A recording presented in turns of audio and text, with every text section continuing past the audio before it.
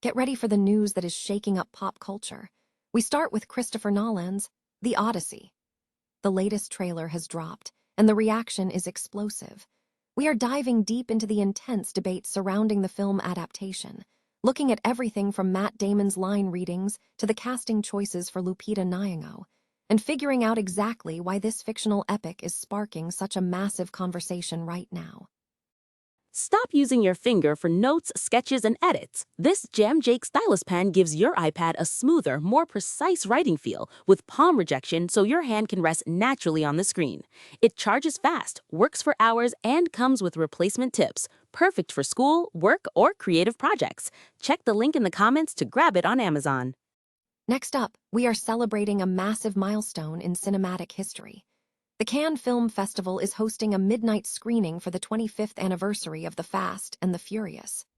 We'll be covering who is attending this major celebration, including Vin Diesel, Jordana Brewster, producer Neil H. Mortiz, and Paul Walker's daughter Meadow Walker, and what this enduring franchise means for global audiences. Now, let's talk about the dialogue that is causing a stir.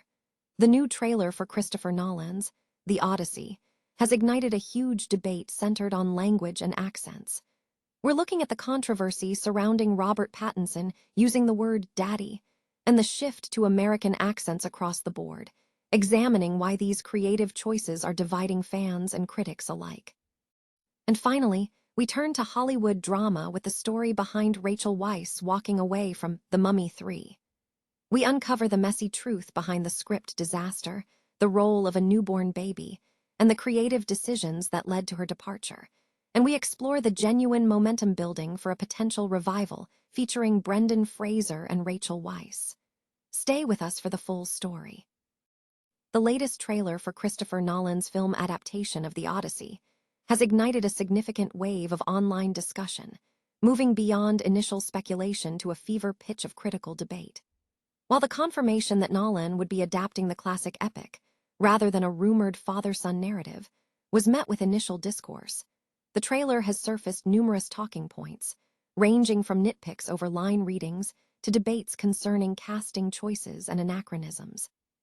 Specific criticisms have surfaced regarding perceived inaccuracies in dialogue, such as Matt Damon's portrayal of Odysseus passionately stating, "No one can stand between me and home, not even the gods." Furthermore, discussions have focused on the casting of Lupita Nyong'o as Helen of Troy and complaints about characters speaking in American accents and using modern vernacular like daddy.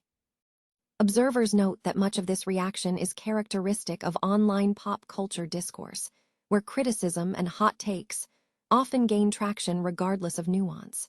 However, this reaction is particularly interesting because The Odyssey is a fictional work, not a direct historical retelling.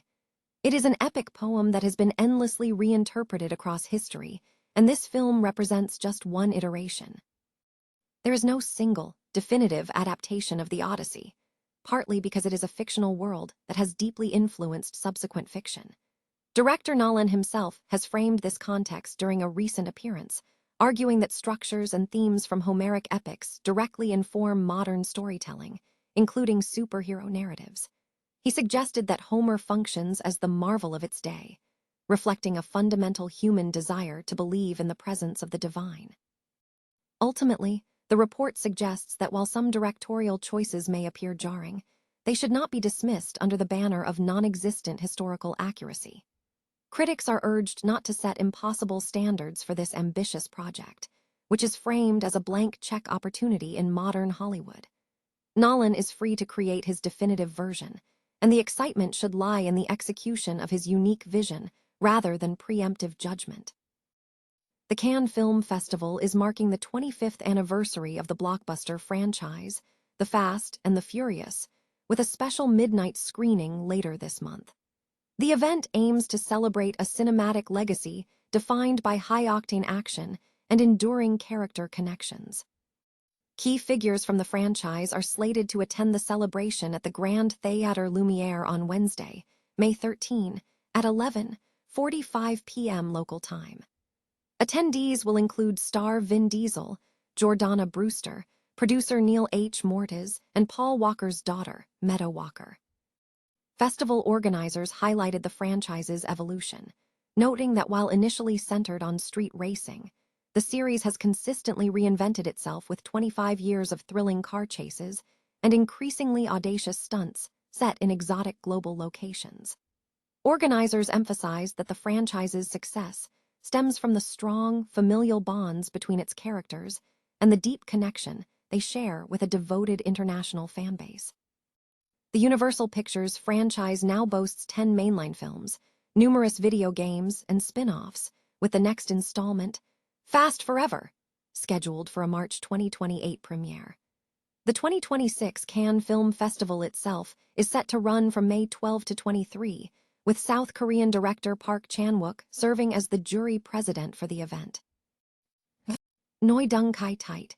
Universal Pictures' recent trailer for Christopher Nolan's The Odyssey has ignited a significant debate among film enthusiasts, centering primarily on the film's creative decisions regarding dialogue and accent usage.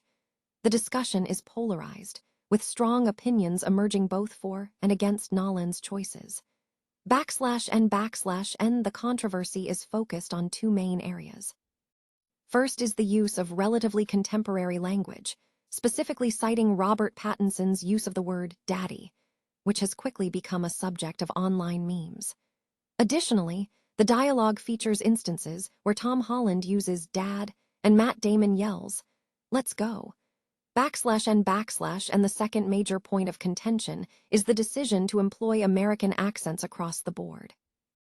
While actors like Matt Damon, Anne Hathaway, and John Bernthal maintain their American accents, others, such as Pattinson and Holland, appear to be masking their natural British accents with American inflections.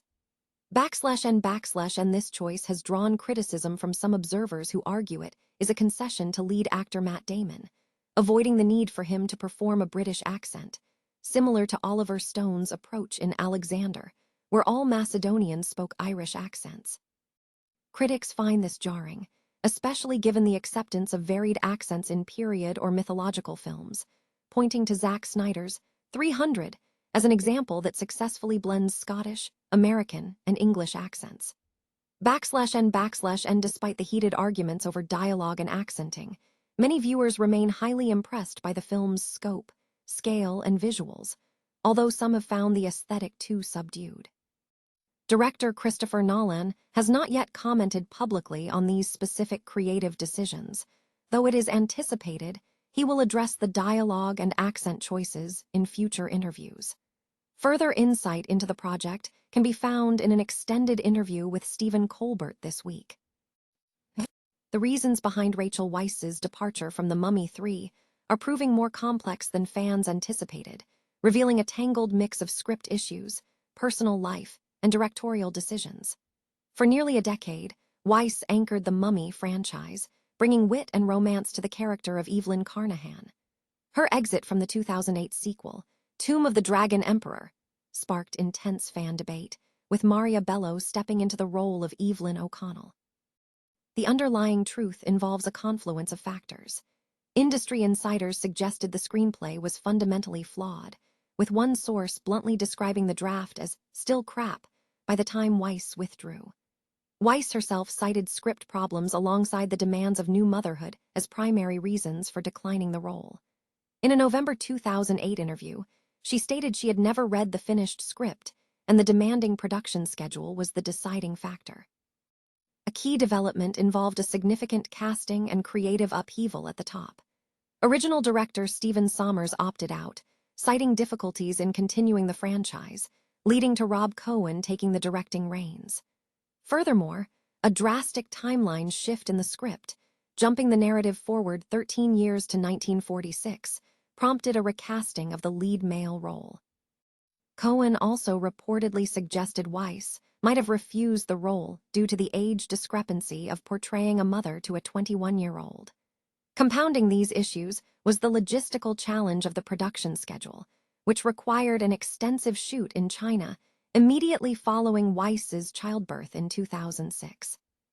While Maria Bello's portrayal of Evelyn was noted for its distinct shift, with Bello emphasizing a completely different character, the film struggled with audience reception, ultimately earning negative reviews and being the lowest-grossing entry in the trilogy.